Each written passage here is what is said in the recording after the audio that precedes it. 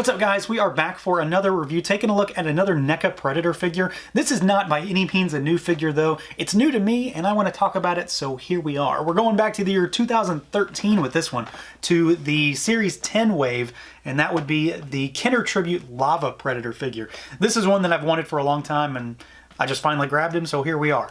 We've got him on a very, very Kenner-inspired blister card package here. This is very reminiscent of the Kenner artwork on the backer cards from the 90s. We've got him there in that big blister window. You can see the Predator logo down there. And then the back has some Kenner-style artwork, a bio for this guy, and then the Kenner-inspired wave lineup down there. So let's do it. Let's pull this guy out and take a look. All right, guys, here he is out of the packaging. Our Lava Planet Predator, and like I said, this guy is an older figure that I just wanted to talk about because he's new to me. So we're going to take a look at just all the normal stuff, articulation, paint, sculpt. He is a little different from what I've been looking at recently with Predators because they have mostly updated articulation, different joints in general to make them far more mobile than this guy really is. So it's going to be a bit of a difference from some of the things I have been looking at, which is interesting and good enough so that they're not all just the same thing over and over and over again. So let's just get started and take a look and see what this guy does have and how he moves around. As usual, we'll start at the head, and you can rotate this guy all the way around. He does have a shoulder cannon, so you're going to hit that, but it's not too much in the way. He doesn't really have much up or down, though, so he can kind of look up a little bit. It's mostly just a neutral position, and then he can look down slightly. The shoulder cannon is articulated, so it moves back and forth a little bit. It does swivel, sorry. It swivels here, and then it hinges up and down. It's kind of loose, but once you get it in a position, it doesn't really seem to wobble around or anything. It's just not exactly a tight joint system. The arms go out. This one has a rubbery armor piece, so you're going to have to watch out for that. And then they rotate, of course. No bicep swivel. We have got a single jointed elbow that really doesn't even get you 90 degrees because of the gauntlet. And then there is rotation there instead.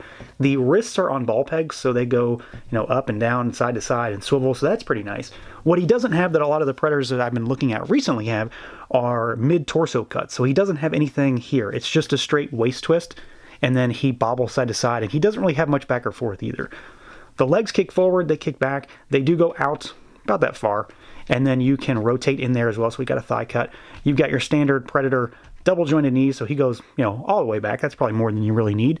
And then you have got nothing down here at the shin. So there's a cut, but it's not a joint. So it just looks like there might be articulation, but there isn't.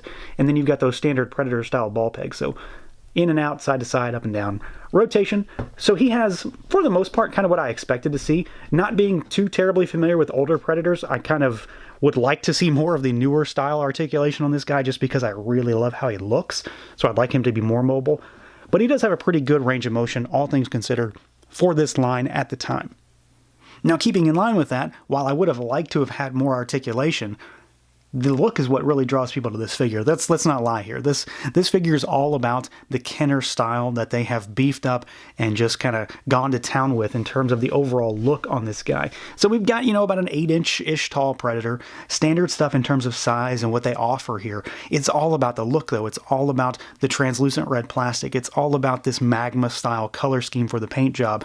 And then, of course, you've got all of the translucent kind of add-ons to the figure with the armor pieces, but they also are painted as well. So you've got like the shoulder pad here, it's half and half. The chest guard here is half and half. Everything sort of cuts off right at the middle, so you can see that he is, kind of corporeal while at the same time being a fully translucent figure with a ton of little paint details that bring out a lot in the sculpt, from, the loincloth here to the armor pieces to the gauntlet, which has this double blade on the front. This is very much a Kenner thing from the 90s. He's got this tube that runs to the back. I don't recall this being on the figure, but I like the added inclusion of it. It doesn't get in the way of articulation either. It's long enough and it's flimsy enough that it will not impede motion here. And then you've got the other gauntlet here over on the side. So this would be the one that has the control pad on it, but it's not movable. You can't pop it open or anything. And then of course you've got the shoulder cannon up top, which looks really fantastic. It's fully translucent except for the end of the barrel, which has a little bit of paint paint detail on it. So you've got all the standard Predator stuff here. Even the net lines are sculpted on the figure like you would expect, but of course they aren't painted, and that makes perfect sense for this particular figure. And I'm sure the painters in the factory were not upset about this one. They didn't have to go through the process of painting all of those lines. Instead, we get the fantastic magma style paint job on the front of the chest, on the thighs, on the arms, and then I think it looks the best on the hands. It just brings out those fingers really, really nicely. I think it just adds a little something to this particular figure to make him stand out a bit more, because honestly, the translucent plastic is enough for me, but what they did to kind of embellish the armor, make it look really pitted, give it that kind of rose gold kind of color with the pink hue to it, works really, really well with the coloring on the overall flesh for this figure. Of course, being a Predator figure, one of the key aspects of their design and the look is always the mask or the face, and this guy does not have a removable mask. He doesn't have an extra head. It's just the one masked face, and I love it. I really, really dig the mask design for this particular Predator. I think it's really unique. It's very scarab looking to me. Something about the mandibles that come down at the end just really do it for me. You've got the mouthpiece, all the ridges that run around the helmet. Of course, it's that same color that we see throughout the armor scheme on this guy. And then, of course, you've got the translucent red dreadlocks on the back. And just like with all the other Predators, they're individually sculpted. They've got individual paint touches on them, and it adds a little bit of something special to this particular figure. You know, it's the thing you see with every single Predator, but I always love the fact that they go to such trouble to make the dreadlocks look so nice, and it's no exception on this figure. It's just as you would expect it.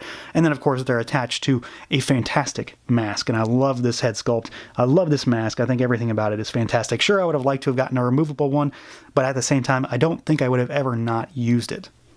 Now, as far as accessories goes, we've only got one with this guy, and that would be this sword. And it's just kind of a basic kind of thing that they've added to this particular figure. So you've got this really, really jagged blade done up in the same kind of color scheme as the armor. So at least in terms of the red style armor, the pink armor, because some of it, as you can see, is not all that same color. And we've got just kind of a wrap down here, and then what looks kind of like a bone at the end almost, but it also is silver. So I'm not sure if it's a bone or not, but I do like the design. It very much fits with the overall kind of melee nature of this character and this figure, because he's got the double-bladed weapon on the gauntlet on the right hand, and then he can hold the sword in his left hand. So it's very fitting, even though it's the only thing you get. I think it works really well for this guy.